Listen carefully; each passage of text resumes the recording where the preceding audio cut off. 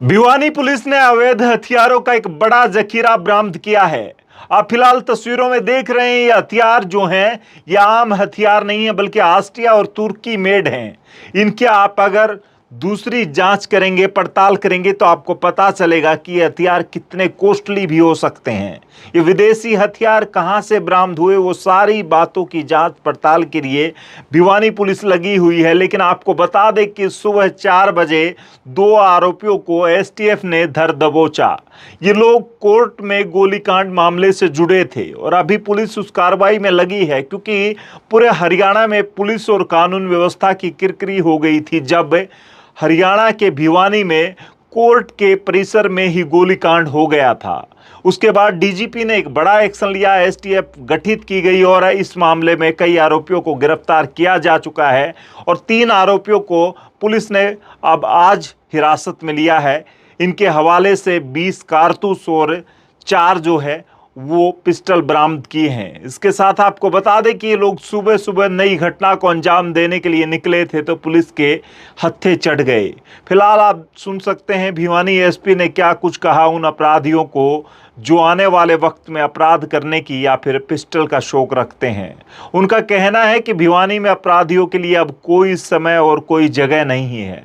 Police अब बड़ी कार्रवाई में जुट चुकी है, क्योंकि जिस तरीके से कोर्ट कांड हुआ, गोली कांड हुआ, उसके बाद पुलिस के ऊपर बात आई थी, कानून व्यवस्था के ऊपर बात आई थी। फिलहाल सुनिए किस तरीके से एक्शन लेते हुए भिवानी पुलिस ने इन आरोपियों को गिरफ्तार किया है और आने वाले वक्त में भिवानी पुलिस कौन सी कार्रवाई करेगी कोर्ट कांड से जुड़े हुए लोगों को पकड़ने के लिए। 4 सितंबर को जो भिवानी में कोर्ट परिसर के अंदर एडवोकेट्स के चैम्बर के पास एक व्यक्ति के ऊपर जानलेवा हमला हुआ था, उस मुकदमे में पुलिस के द्वारा अभी तक 3 अभियुक्तों को गिरफ्तार किया जा चुका है, जिसमें से एक अभियुक्त जिसका जो कि सिरसा का रहने वाला था रोहित, उसके साथ पुलिस मुठभेड़ भी हुई थी और पुलिस मुठभेड़ के बाद उसको गिरफ्तार किया गया था। उसी मुकदमे आगे कार्रवाई करते हुए ये जो सारा गैंग है, इस गैंग को खंगालने के लिए डीजीपी हरियाणा द्वारा एसटीएफ हरियाणा पुलिस और भिवानी पुलिस के द्वारा संयुक्त टीमें का गठन किया गया और उन्हीं टीमों के इस गैंग के पीछे कार्रवाई करते हुए आज एक बड़ी सफलता प्राप्त की है। इसी गैंग से संबंधित 2 आरोपी, जिसमें से एक का नाम अमित एलियास गोलू है, ये बलियाड़ी गांव भिवानी का रहने वाला है, और दूसरे दोषी का नाम परम एलियास मोंटी है, ये बधानी गांव झज्जर का रहने वाला है। इन दोनों अभियुक्तों को आज सुबह एसटीएफ और सीआईए भिवानी के द्वारा करीब सुबह 4 बजे करीब ये दोनों एक वारदात की फिराक में थे और इनको कुछ टारगेट्स को एलिमिनेट करना था। उससे पहले ही पुलिस को सूचना मिली और एसटीएफ के साथ ज्वाइंट ऑपरेशन करते हुए इन दोनों व्यक्तियों को गिरफ्तार किया गया और इनके पास से 4 विदेशी पिस्टल बरामद हुई हैं, जिसमें से 3 वेपन जो कि फॉरेन मेड हैं और 9 mm कैलिबर के हैं और एक वेपन 30 कैलिबर का है, इनसे बरामद हुआ है और इनके पास से करीब 20 कारतूस अभी तक पुलिस के द्वारा बरामद किए जा चुके हैं। आज माननीय न्यायालय के सम्मुख पेश करके इनका रिमांड हासिल किया जाएगा और इस कड़ी में जो अन्य इनके जो साथियों के नाम आए, एक तीसरा अभियुक्त जिसका नाम अंकित सुनफ नरेश है, ये भी बलियाड़ी भिवानी का रहने वाला है, इसको भी इसी कड़ी में गिरफ्तार किया गया। तो कुल मिला के आज कोर्ट फायरिंग वाले केस में जितने भी दोषी जो इनके गैंग के प्रत्यक्ष अप्रत्यक्ष रूप से साथी हैं, उन पे कार्रवाई करते हुए 3 अभियुक्तों को गिरफ्तार किया गया है और उनसे ये भारी मात्रा में वेपन्स बरामद किए गए हैं। मैं इसमें फर्दर आपको बताना चाहूँगा, ये जैसे कि हमें आइडिया है कि ये एक ऑर्गेनाइज्ड क्राइम के तहत एक्टिविटी कर रहे हैं, कोई इनको फाइनेंस भी करता है, कोई इनको वेपन्स भी प्रोवाइड करवा रहा है। तो कुछ एक ऐसे लोग हैं जो खुद भगोड़े बन के छुप के दुबक्के डर के भागे हुए हैं देश से, और वो यहाँ पे नए लड़कों को जो किसी तरह से भी बरगला के, चाहे सोशल मीडिया के माध्यम से संपर्क करके या पहले कभी भी इनके किसी भी केस में ये पुराने इनके साथी रहे हुए हैं, इनको फर्दर टास्क असाइन करते हैं। तो उसी कड़ी में जिन लड़कों की पास इन वारदात में शूटर की भूमिका अदा करनी थी, उनको पैसे पहुंचाने का काम था, ऐसे 2 लड़कों को और पुलिस के द्वारा आइडेंटिफाई किया गया है और उनको भी पुलिस के द्वारा भी पूछताछ के लिए हिरासत में लिया गया है। उनके माननीय न्यायालय के सम्मुख पेश करने के उपरांत उनसे जो और आगे तथ्य हैं वो निकाले जाएंगे। तो ना केवल जो लोग उस दिन कोर्ट परिसर की घटना में डायरेक्टली इन्वॉल्व थे, इनको जिसने भी जिस तरह से सपोर्ट किया, चाहे किसी ने इनको पैसे पहुंचाए या किसी ने इनको वेपन्स पहुंचाए या इनको किसी ने डायरेक्शंस दी, उस सभी के सभी गैंग के लोग अब पुलिस के रडार पे हैं। और अभी तक जैसे मैंने बताया कि 6 आदमी अभी तक अरेस्ट हो चुके हैं और 2 और फर्दर को हमने पुलिस हिरासत में ले लिया है। तो जितने भी इनके गैंग के साथी होंगे सबको ना केवल अरेस्ट किया जाएगा बल्कि इनकी पूरी पैरवी की जाएगी, इनको सख्त से सख्त सजा मानने न्यायालय से दिलवाई जा सके। सर, वजह क्या थी इस पूरी घटना के पीछे और जो टारगेट था वो लवजीत ही था या फिर चर्चा चली थी कि अंगोछा बदलने के कारण किसी दूसरे प्रकार? देखिए, अंगोछा वाली घटना की तो मैं कोई पुष्टि नहीं करता क्योंकि दोनों ने अंगोछा पहना हुआ था, लेकिन ये जरूर है कि जिस व्यक्ति को गोली लगी है, अब तक की पूछताछ से ये तथ्य सामने आए हैं वो इनका इमीडिएट टारगेट नहीं था। जो व्यक्ति टारगेट था वो साथ बैठा हुआ था, उसका वो भिवानी जिले का रहने वाला है, ठीक है। मैं सुरक्षा की दृष्टि से उसका नाम ओपन नहीं कर रहा, लेकिन टारगेट लवजीत नहीं था और उसकी भी क्रिमिनल बैकग्राउंड है। जो आज ये लड़के अरेस्ट किए गए हैं, इसमें से जो लड़का अमित एलियस भोलू है, इसके खिलाफ पहले भी 4 मुकदमे दर्ज हैं, जिसमें ये अलग टाइम पे बेल पे है इस टाइम और जुडिशियल जेल रह के आ चुका है।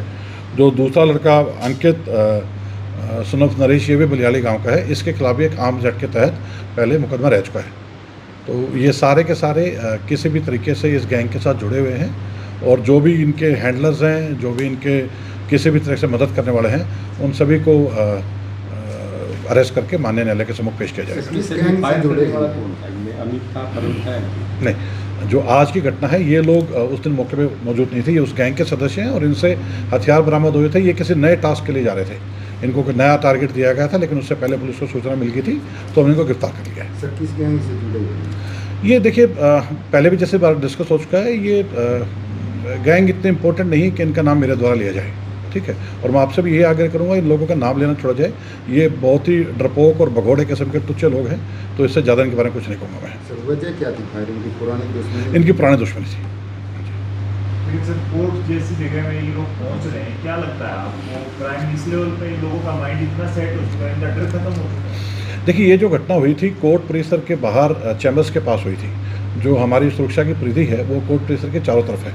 शायद उन्होंने इस बात की रेकी की थी और जो लोग उससे पहले घटनास्थल पर इनकी मदद करने वाले थे वो लोग भी पुलिस की हिरासत में आ चुके हैं और जो भी इन्होंने कृत्य को अंजाम दिया है इसकी सजाएं भुगतेंगे। तो सर, सभी आरोपी गिरफ्तार हो चुके हैं? नहीं, इसमें और भी, इस मामले में और भी आरोपी बकाया हैं। जो शूटर्स थे उन पर पुलिस कार्रवाई कर रही है और इसके अलावा और भी ऐसे लोग हैं जो इनकी डायरेक्टली इनडायरेक्टली मदद कर रहे थे या इनको डायरेक्शन दे रहे थे, उनकी गिरफ्तारी पेंडिंग है। विदेशी हथियार कहाँ से लेके आए, कितने लेके आए, कुछ ये भी जांच का विषय है। इसमें इनकी कुछ एक तरीके हैं, हथियार सप्लाई करने वाला, हथियार रिसीव करने वाला, ये इन लोगों के कुछ एक तरीके हैं जिनको मैं जांच की दृष्टि से अभी नहीं खोलना चाहता, लेकिन इनके जितने भी दोषी हैं, जो भी किसी तरह से इस घटना में इन्वॉल्व है, उसको अरेस्ट किया जाएगा। आपने बताया टारगेट के सर के क्या टारगेट के, कौन थे? भिवानी से थे या बाहर?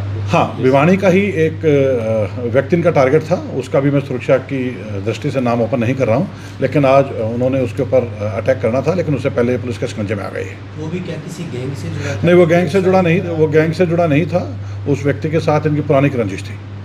सोशल मीडिया पे एक पोस्ट भी आई थी इस मामले को लेकर, क्या वो सही थी सच में? देखिए, मैं वही कह रहा हूँ कि इन लोगों की जो सोशल मीडिया एक्टिविटी है उसके बारे में मैं सभी लोगों को एक बात कहूँगा, रादर आपके माध्यम से मैं आम जन को ये बात कहूँगा कि सभी की जिम्मेवारी है कि अपने बच्चों को पे नज़र रखें। इस तरह के लोगों से उनकी मेल जोल ना हो। ऐसे बच्चे जो इनके किसी भी तरह के सोशल मीडिया हैंडल पे कहीं से भी अटैच हैं, वो पुलिस की अब निगरानी में है। और जो भी व्यक्ति इनके साथ किसी भी तरह से परोक्ष तौर से, अपरोक्ष तौर से इनकी मदद करता पाया गया, इनके साथ टच में पाया गया, वो इनके साथ बराबर दोषी समझा जाएगा। तो सभी आमजन को मैं ये कहूँगा, केवल मात्र एक मोबाइल फ़ोन हाथ में आने से सोशल मीडिया हैंडल्स पे आप इनको लाइक करें, इनके गुणगान करें, ये भी देखिए कहीं ना कहीं क्राइम की दृष्टि से गलत काम है। सर, ऐसे सोशल हैंडल्स को क्या मिसक्रिएट कर? हाँ, उसके लिए भी STF हरियाणा और भिवानी पुलिस की टीमें जो इस केस से संबंधित लोगों के अगर जो भी सोशल मीडिया हैंडल्स हैं उनको भी निगरानी में लिए हुए हैं और उनके खिलाफ जो उचित कार्रवाई है वो की जाएगी। क्रिमिनल को क्या मैसेज देना चाहेंगे सर, क्या कहना चाहेंगे? क्रिमिनल्स के लिए मैसेज क्लियर है, हरियाणा में उनके लिए जगह नहीं है, उनके खिलाफ सख्ती से निपटा जाएगा। सरकार के बहुत स्पष्ट आदेश हैं कि क्रिमिनल को नहीं बख्शना है और हरियाणा पुलिस किसी हालत में क्रिमिनल को नहीं बख्शेगी। आप देख रहे हैं लगातार पिछले 2-3 दिन से क्रिमिनल के खिलाफ पूरे हरियाणा में मैसिव कार्रवाई हो रही है और उसी कड़ी में अगला स्टेप ये भी हुआ है। सर, विदेश में बैठे लगातार गुंडे वहाँ से क्राइम करवा रहे हैं, ऑर्गेनाइज क्राइम, तो क्या उन्हें लाने का भी कोई प्रक्रिया शुरू की है? देखिए, जैसे मैंने आपको इससे पहले बताया कि ये कुछ ऐसे भगोड़े किस्म के लोग हैं जो विदेश में नकली पासपोर्ट बना के पहुंच गए हैं, और अब उनका मुख्य टारगेट यही है कि यहाँ पे जो इस तरह के बच्चे हैं जो उनसे किसी तरह संपर्क में आए, उनके थ्रू वारदातों को अंजाम देने की प्रयास करते हैं। लेकिन जो यहाँ बैठे हैं उनको भी समझना चाहिए कि इस तरह के लोग उनके भविष्य के साथ केवल खिलवाड़ कर रहे हैं और समाज में शांति फैला रहे हैं। उनके साथ तो पुलिस निपटेगी। जो लोग बाहर बैठे हैं, ये अगर किसी गलतफहमी है तो ये भी ना केवल वहाँ से डिपोर्ट किए जाएंगे, बल्कि इनको भी माननीय न्यायालय के सम्मुख पेश होकर अपना हिसाब देना होगा। सर, ऐसे बच्चे जो इनके टच में आते हैं, उनकी गंभीरता का नहीं पता, उनसे क्या अपील करेंगे? मैं यही कहना चाहता हूँ कि परिजनों को ये समझना है कि बच्चे की एक्टिविटी में नज़र रखें। कोई बच्चा अगर किसी भी तरीके से इस तरह के गलत एंटी सोशल एलिमेंट के साथ जुड़ा है तो परिजनों की जिम्मेदारी पड़ती है कि या तो वो खुद उनको समझाएं, और उनको लगता है कि बच्चा उनके हाथ से बाहर है तो कानून को इसके बारे में इंफॉर्मेशन दें। We are capable of doing them. उनको ठीक करने की हम क्षमता रखते हैं और आगे भी करेंगे। आम जनता किस तरीके से सूचित कर सकती है पुलिस को? जो कुछ अकाउंट ऐसे दिखते हैं कई बार पुलिस की निगाह में नहीं जा पाते, उसको डिलीट कर देते हैं बाद में, तो कैसे सूचित कर सकते हैं? क्या देखिए, हमारा सोशल मीडिया मॉनिटरिंग सेल है, ऐसा कोई अकाउंट हमारे आंखों से छूता नहीं है। फिर भी मैं ये जनता से अपील हमेशा करूँगा, कोई भी ऐसी घटना जो पुलिस के नॉलेज में लानी चाहिए उसको बेझिझक को बताएं। ऐसे हमारे दुनिया भर के कॉन्टैक्ट नंबर्स हैं अलग अलग रैंक्स के, जहाँ पे ना केवल उनका नाम गुप्त रखा जाएगा, उनकी पहचान को किसी तरह से भी सामने नहीं आना दिया जाएगा।